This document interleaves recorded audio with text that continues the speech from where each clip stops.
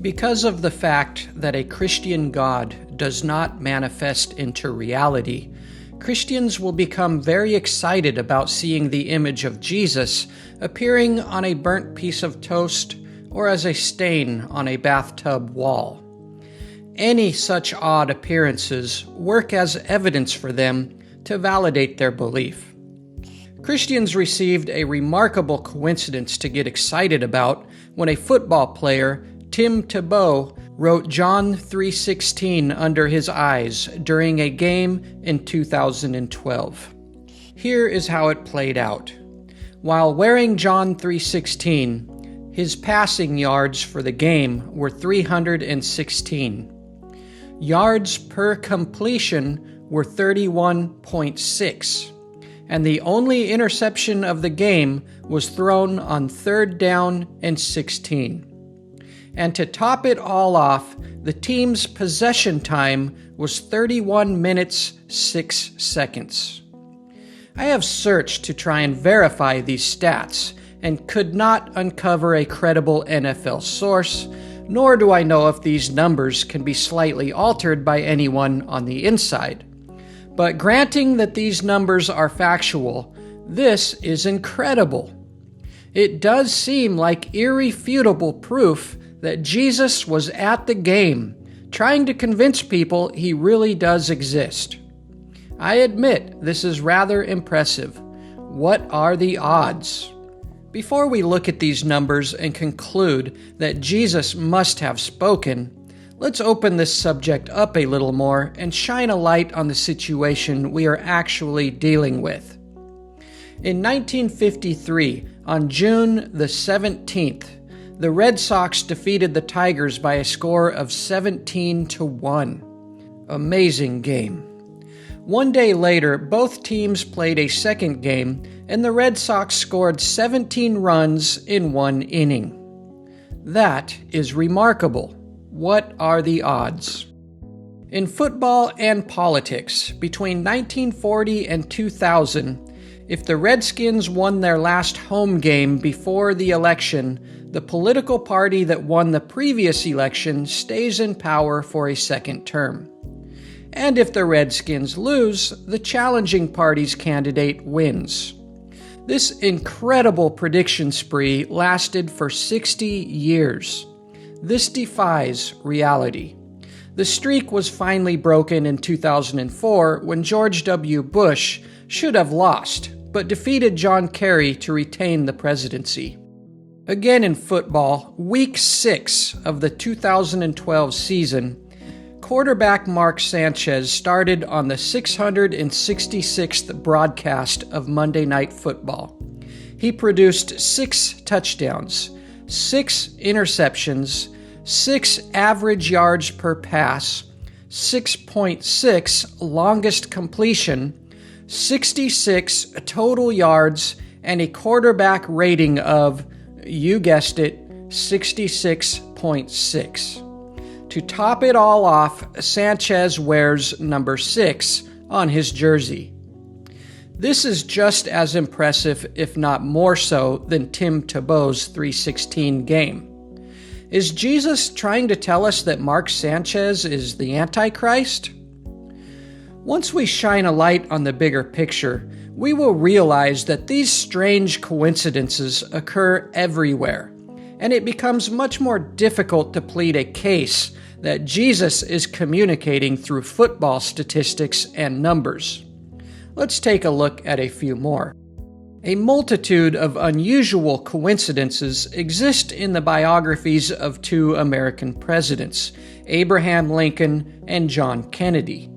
I did my homework to separate myth from fact, and it turned out to be astonishing. Lincoln was elected to Congress in 1846, and Kennedy in 1946. Lincoln was elected to president in 1860, and Kennedy in 1960. Lincoln and Kennedy both have 7 letters to their name. Both of their wives experienced child loss while living in the White House. Both presidents died on a Friday via a headshot wound. It gets even better. Both were succeeded by a President Johnson after their assassinations. Andrew Johnson, who succeeded Lincoln, was born in 1808.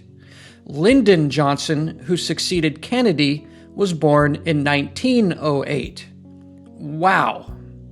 And it gets better. Kennedy's personal secretary was named Lincoln. And Lincoln was shot in Ford Theater, while Kennedy was shot in a vehicle built by Ford. What are the chances? In the year 2000, the Simpsons cartoon made a joke about Donald Trump becoming president. Even more amazing is how they presented Trump's election campaign in a way that was nearly identical to the real-life scenes. Another episode in 1997 features a bus pamphlet advertising a trip to New York for $9. The positioning of the number 9 next to the World Trade Towers spells out 9/11. And yet another cartoon, Johnny Bravo, aired in 2001, featured a movie poster with a burning building labeled Coming Soon. 5 months later, 9/11 happened. When designing a landscape scene for video game Deus Ex, one of the artists left out the Twin Towers from the New York City skyline. To cover up the mistake, the game had made up a story about a terrorist attack. This game was made a year before the 9/11 attacks. These coincidences pale in comparison to our sun and the moon. Our sun is huge. Its total mass makes up 99.86% of our entire solar system, and it burns 92 million miles away from the Earth. When it passes by our moon for a solar eclipse, the two bodies appear as the exact same size. Such odds seem beyond calculation. This is a far grander coincidence than Tim Tebow's 316 game. And yet, if it is divinely crafted, it serves all religious communities. Christians often fail to put this in perspective and instead interpret everything through Jesus glasses. Amazing coincidences do not apply only to football players who write John 3:16 on their face. It happens everywhere all the time and favors no religious theology. If there is some force of nature that propagates coincidence and synchronicity, it is futile to argue that that force is Jesus. Such argument is guided only by motivation to reassure oneself of their faith because they lack any real evidence. Our very own existence seems improbable. Why is there something rather than nothing at all? The very notion that we exist is an unfathomable coincidence beyond any human calculable measure.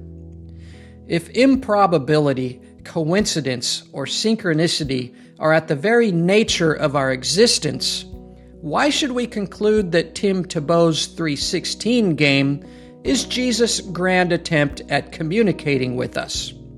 It becomes a bit silly when we look at a bigger picture. An outstanding coincidence happened to me too. I was driving to Shelton from Seattle and was listening to the Beatles, While My Guitar Gently Weeps, on my phone. While doing so, I pulled into a gas station for coffee. When I stopped my car, I paused the song so I could continue listening when I returned. When I entered the store, the exact same song was playing. At first, I thought somebody had gotten into my car and hit play. Seconds later, I realized that it was coming from the store's sound system. This was impossible. I began to ponder what the chances were that this same song would be playing. What were the odds? There are at least 1 million songs, and to have that one playing at the exact hour and minute that I pulled in with it also playing on my phone is unfathomable. Should I think this is a sign from God? I certainly did ponder it, But for the life of me, I could not establish what such a divine message meant. It was just a song about nothing, really. There are three options to consider for this and Tim Tebow's 3:16 game. It can be argued that coincidence is just blind random processes, or that nature itself or an undetermined force favors coincidence or a will to spawn synchronicities. Or a third option, that Jesus is trying to communicate. Which of the three options seems most reasonable? Anybody with sensibility would dismiss the idea that coincidence or appearing on toast is Jesus' effort to communicate. If you believe that Jesus produced a miracle of coincidence for Tim Tebow, but then say all other coincidences are just meaningless, you are really cherry-picking in order to pump up a wishful belief. The only logical argument is that there may be some underlying force that promotes coincidence favoring no religion, or that these odd happenings are less surprising than we like to think. The Jung-Pauli theory of synchronicity, conceived by a physicist and a psychologist, represents an interesting idea, whereas all events are connected by waves of seriality. Albert Einstein quoted on this idea of seriality. He called it interesting and by no means absurd.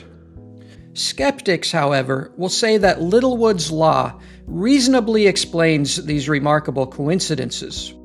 Littlewood's law states that a person can expect to experience an event with odds of 1 in a million at the rate of about 1 per month.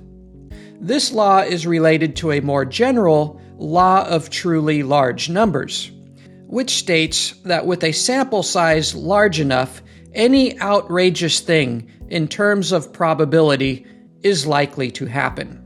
Considering all of the great minds who have put effort into understanding coincidence, it becomes very challenging to apply such odds to Jesus, Allah, or any other spirit being attempting to send us a message. When looking back on the 3:16 game, we must consider how unfair it is to attribute such coincidence to Jesus, when in fact, these kinds of coincidences happen everywhere all of the time. It is profoundly incorrect to say, "Oh, but this particular one must be Jesus." After shining a light on this subject, a Christian testimony of Tim Tebow's 3:16 game becomes reduced to nothing more than a desperate act of wishful thinking.